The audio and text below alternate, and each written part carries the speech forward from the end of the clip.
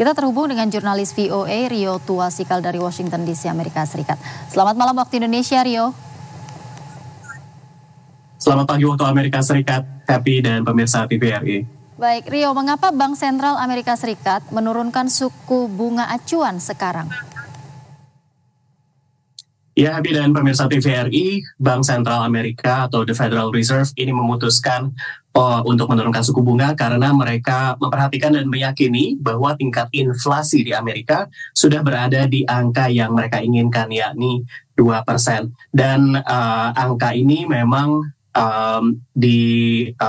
lebih tinggi dari perkiraan sejumlah analis. Jadi karena inflasinya sudah di angka 2%, The Fed memutuskan untuk menurunkan suku bunga acuan 50 basis poin ke angka 4,75% sampai 5%. Dan ini memang penurunan pertama sejak pandemi 2,5 tahun yang lalu. Pada saat itu suku bunga acuan The Fed sangat rendah, 0,25 sampai 0,5. Namun pada kurun 2022 sampai 2023 ini naik 11 kali. Dan pada saat itu, pada saat pandemi, The Fed ingin menekan tingkat inflasi yang meroket seiring dengan dibukanya kembali kegiatan ekonomi pada saat itu.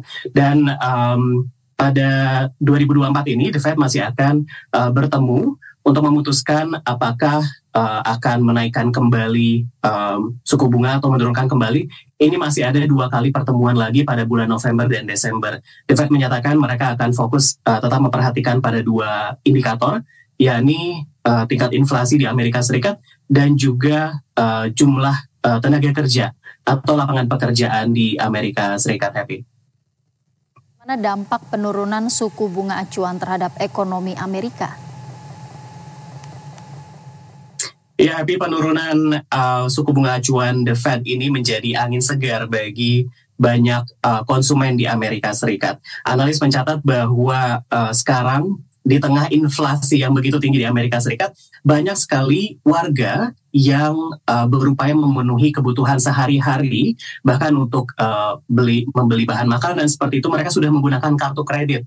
Dan tingkat bunga kartu kredit ini sudah berubah dari 16% ke 20%. Jadi kalau The Fed menurunkan suku bunga acuan, ini memang menjadi angin segar bagi mereka yang tercekik harga-harga kebutuhan pokok yang tinggi begitu.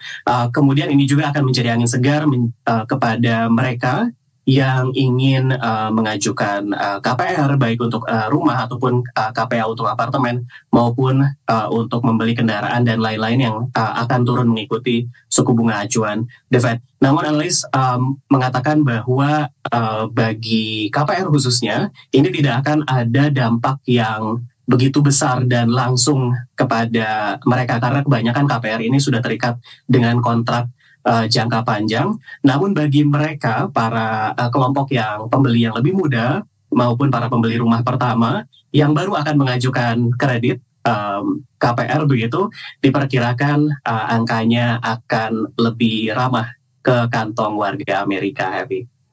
Baik, terima kasih Rio Tuasikal atas informasi Anda langsung dari Washington DC, Amerika Serikat. Selamat malam.